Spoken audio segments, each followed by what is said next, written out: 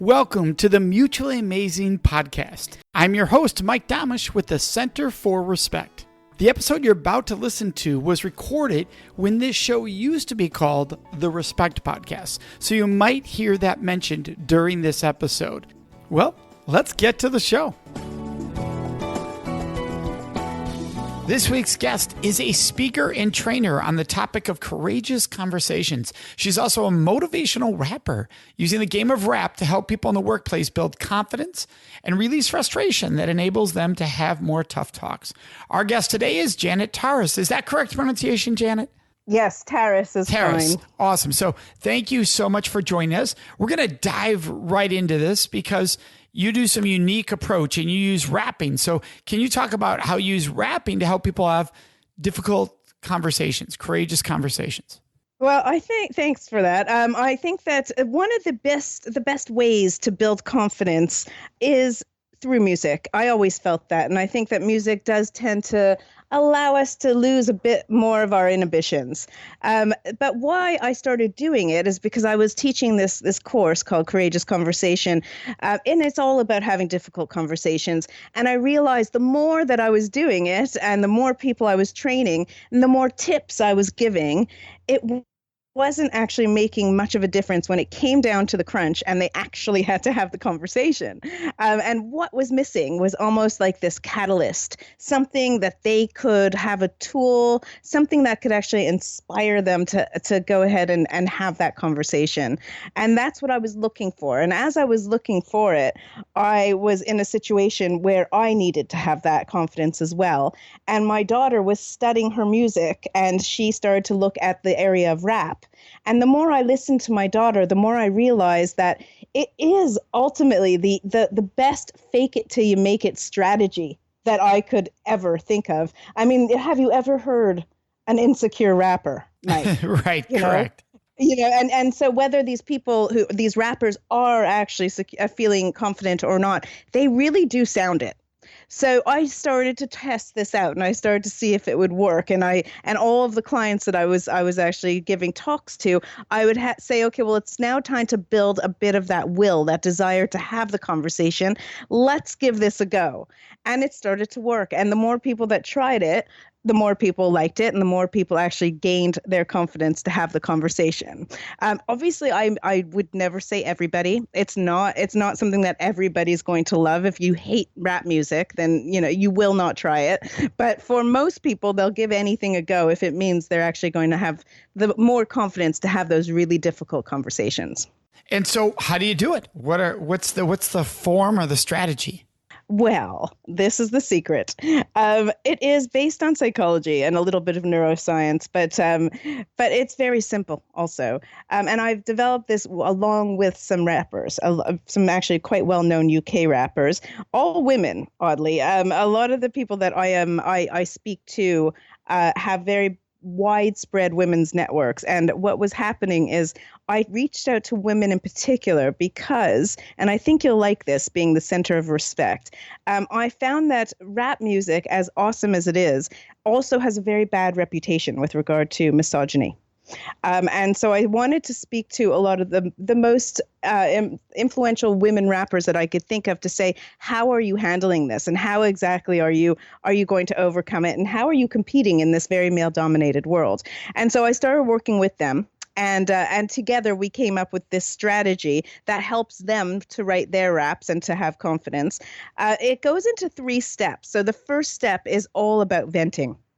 And I think particularly here in the UK, that's where I am, people tend to hold back when it comes to their frustrations, when it comes to any type of emotion, really. They're not as expressive as in the States or Canada, which is where I'm from. And so this being allowed to vent was something that a lot of people really welcomed here. And so we gave them the templates for certain raps that they had to simply fill out the blanks. And that is how they start to vent their frustrations on a particular topic. We then move to the second step, which is about clarity and clarifying where this anger and frustration comes from. The philosophy being that once you understand the anger, you could act, or that's not true. Once you release the anger, you could then look at it and have a perspective, if that makes sense to you, and say, okay, well, is there any logic to that emotion?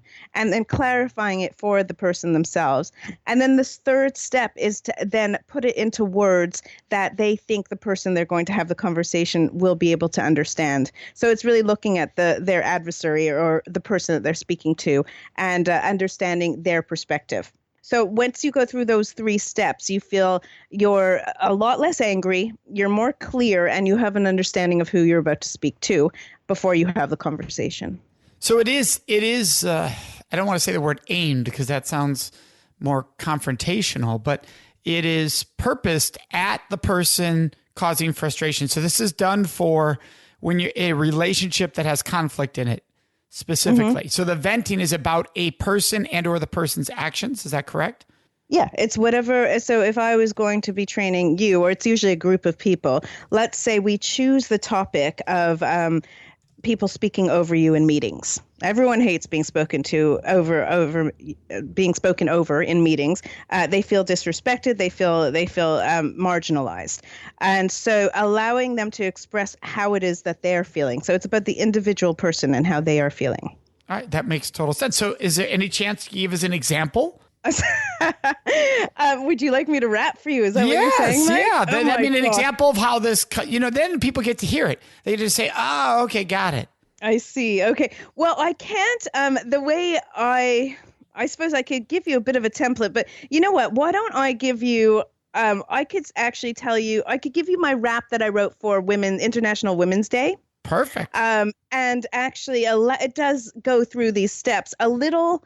It's not as processed because I wanted to make it a nice song. So when they do it in a group, it's more, okay, this is how I feel, and it'll be more rhymey. So this is going to encompass everything, just not in the right order, if that makes sense. Yep, makes sense. Okay, so we go. Ladies and gentlemen, we're here to say that balance is better for the world today. We want to talk action and equal pay. We want both genders here to stay. We will not breed new hate, hate, hate. We will not emasculate, late, late. The scales must hold equal weight. Our kids must have equal fates. No to misogyny, it's not all right. We will not smile or be polite. No more predators, no more fight. No more hurt, just stop that fight.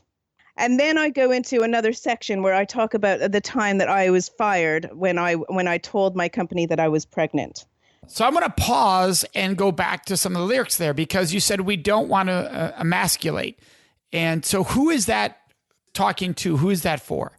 So that is for both men and women. But I suppose when I say we will not breed new hate, because what I don't want to do, it was the whole theme of International Women's Day was about balance and actually bringing men and women into the conversation.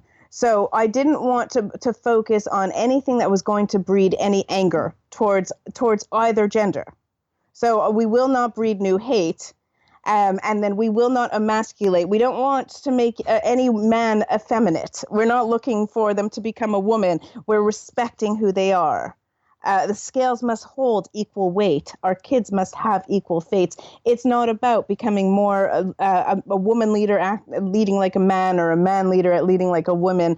I think we just need to actually have the right balance in order to have the right equality. All right, so let's pause there. So if somebody was using this in the workplace, you had said this is a way to help them have courageous conversations. So is somebody writing the rap and then rapping it to the person? The coworker? No. Oh, no. Sorry. I can see that being people going, what is going on here? That is bold, Mike. I think even the most bold of people would never do that. Even rappers wouldn't do that. But no, it's definitely not for that. It is for you. It's for, if you could imagine, just imagine yourself having that really uncomfortable conversation. Let's imagine you have to fire someone. Because you found out they were stealing, and you really like this person, and you don't want to have this conversation because you know that they have a family at home, and they're feeling they're going to be embarrassed, etc.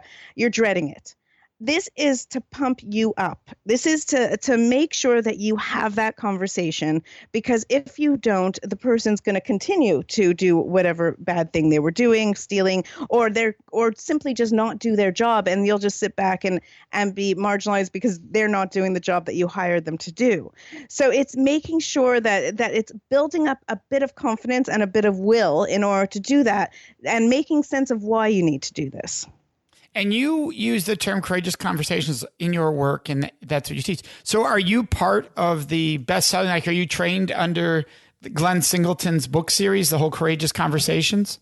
No, not at all. Not at all. I ultimately came up with everything that I do based on 25 years in the beauty industry, which is where I was brought up and came from, having to have an enormous amount of difficult conversations with a lot of difficult people, and was very well known for overcoming and dealing with these situations very well. And people started to ask me what I did right and what I was doing.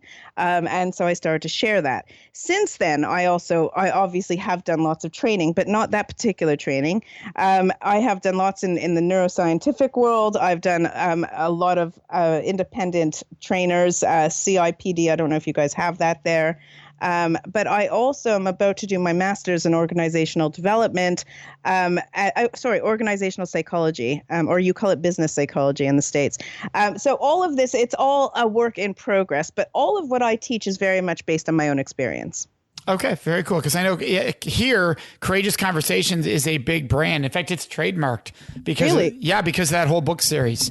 I didn't know that. Yes, yeah. So I thought you were conducting their trainings because that word is owned by them here. That phrase is owned by them. It's funny you mentioned that, because when I did trademark it here in the UK, it did say that there was somebody, it had lapsed. It no longer was relevant. They must have been in the UK once and then no longer. So I saw that Courageous Conversation was there, but it wasn't owned by anyone. Yeah. No, that's I was just intrigued by that. So that's interesting. That's very interesting. Yeah. I'll look that up and perhaps actually look at it. Yeah, very cool. And so, we're all about respect here. And you've had some experiences yourself that taught you a lot of lessons. One was about when you were pregnant. So can you share that? Okay, so the reason I actually feel so very passionate about what I speak about has to do with the fact that when I was 32, I very surprisingly ended up being pregnant. No, I say surprisingly because I really wasn't expecting it. I had taken all precautions one must take, but somehow it didn't work. And no 100%. We work in our line of work. That's something, you always stress. There's no 100%. There is no 100%. That's right. So when I discovered this, I had also at the very same time just accepted a new role as one of the highest levels within a very big growing company within the industry I worked in. And I was very excited. And I signed the contract and I was all ready to go. And I actually went on a trip. I went on a holiday, and it was while I was away that I found out that I was pregnant. I won't go in the details, but it's another time. I'll tell you all about that. It was quite funny. When I got back to the UK, when I found I was definitely pregnant, I thought, well, what do I do? Do I tell this employer that I'm so excited about that I'm pregnant? I don't need to. I actually, by law, don't have to tell them until I'm 6 months. But I said, I'm going to do that. I'm going to tell them because ultimately I want to pause it just so our listeners understand. So in Canada, you must tell the employer by the 6 month mark? No, in the UK. I'm in the UK. You mentioned Canada earlier too. Okay, so I apologize. Yes. Okay. No worries. So in the UK, you have till 6 months. You do not have to tell your employer until you're 6 months pregnant. But I did not want to do that. Seeing as I was so senior, I felt I wanted to be very upfront, very honest. And also my intentions were to take no more than a couple of months off and then get back to work. I was so excited about this position. So I went and I told them, and they were very kind. They looked at me in the eye and they said, thank you very much for your honesty, and big handshakes, big congratulations. And then the very next day I got a letter of withdrawal, which was shocking because I'd already resigned from my other position. I'd signed on the dotted line and I couldn't understand it. I couldn't get what it is that was going on. How could this happen in this day and age? I really couldn't. I couldn't. It took me a very long time. And the worst part of this entire story was that every person who fired me was actually a woman. And the company I was working for was a beauty company also catering towards women. So you just didn't expect it. And I was very angry. I was very upset. But I was also pregnant and single. And I didn't have the strength, Mike, is the truth. I didn't have the strength to fight. I fought a little, nothing major. I got really tired. I was very scared. I didn't know what was going to happen. And so I didn't do much. And then over the years, as time went on, I realized how angry I was and how suppressing all that anger actually didn't do much for me as a person. It didn't really help me to develop. In fact, I was quite stagnant. And that's when I realized I needed to help people to express themselves. And first I had to help myself. I went through loads of therapy and I went through lots of a training on myself to realize where I had to let go and where I had to actually build and empower myself to be able to have these type of conversations without fear. And that's what I'm trying to help other people do.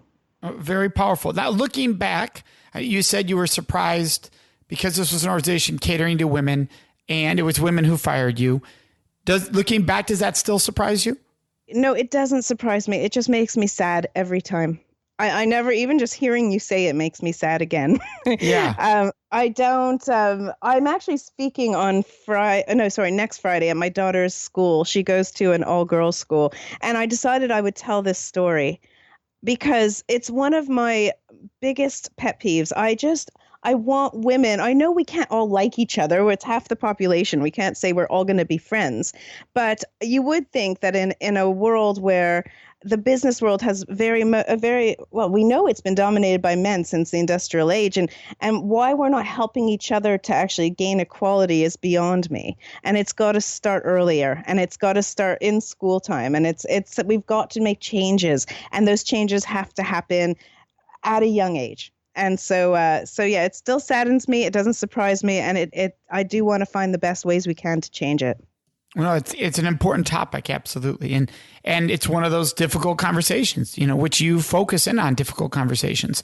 So, what are skills people should have when trying to have a difficult conversation? What are steps they can take? Well, the first thing that they should do, in my opinion, is look at all elements of the conversation. Now, again, you're not going to have time to prepare like this for every difficult conversation. So I'm now talking about the biggies, okay?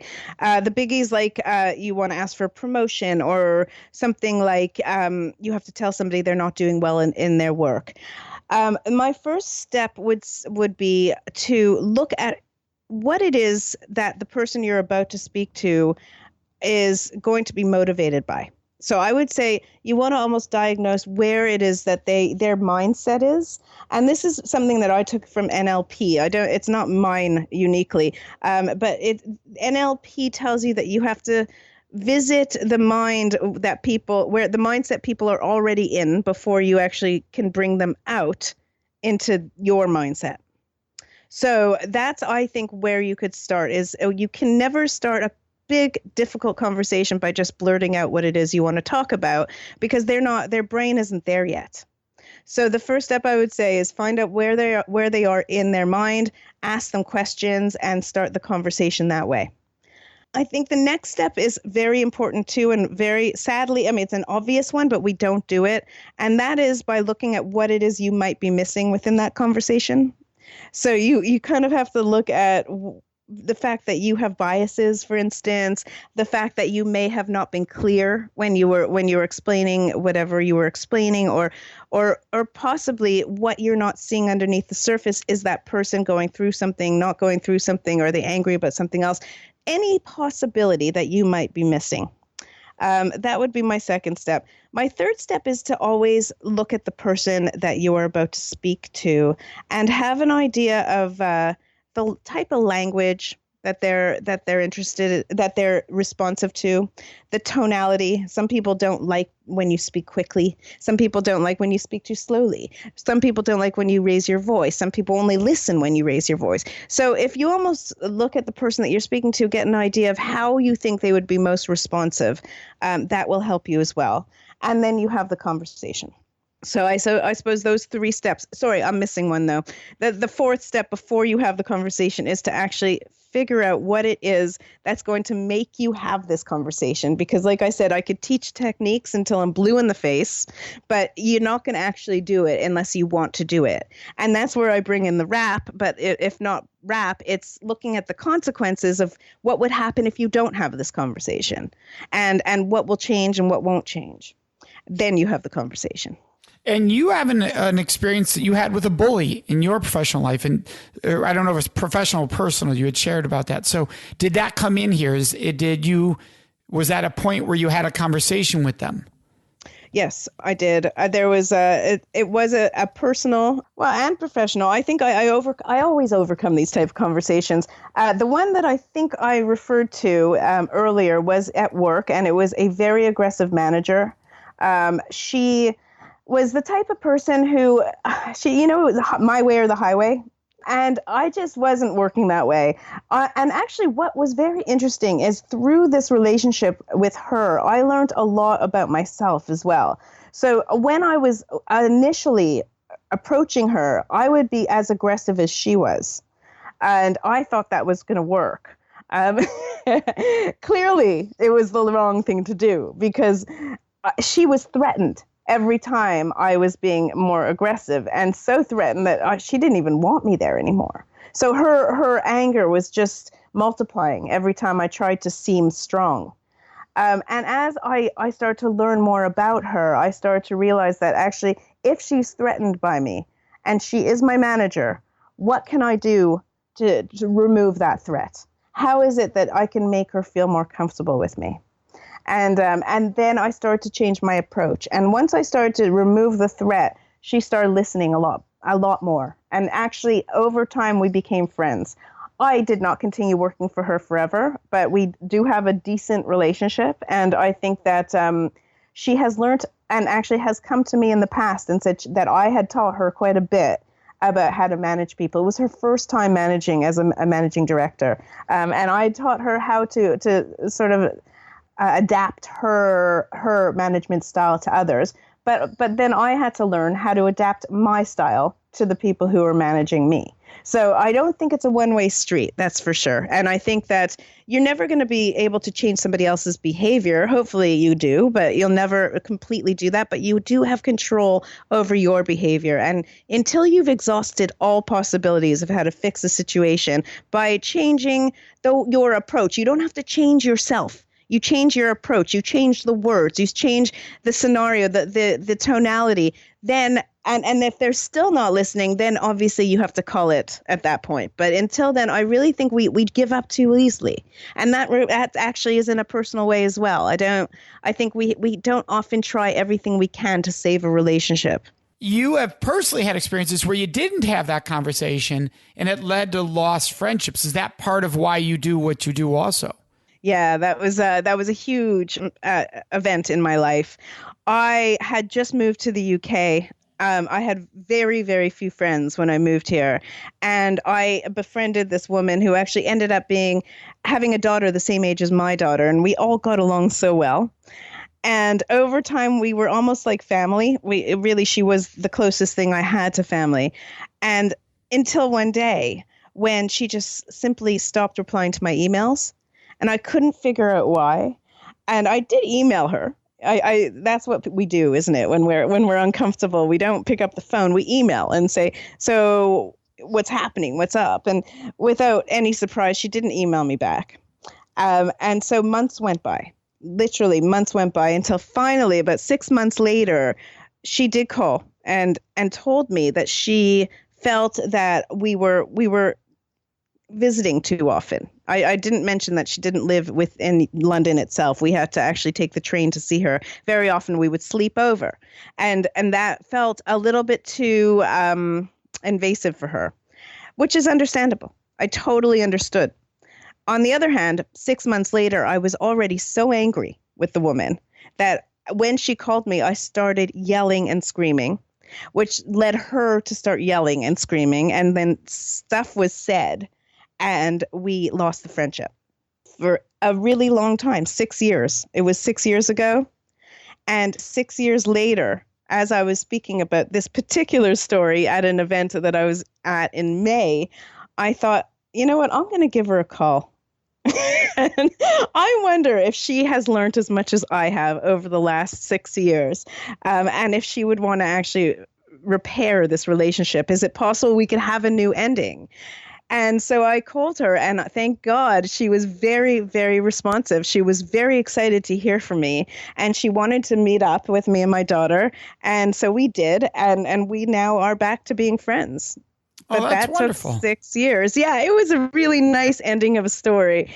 It took 6 years and a lot of soul searching. I used to use the story as a precautionary tale, saying, you know, if you don't speak up early, you'll lose what could be a very valuable relationship.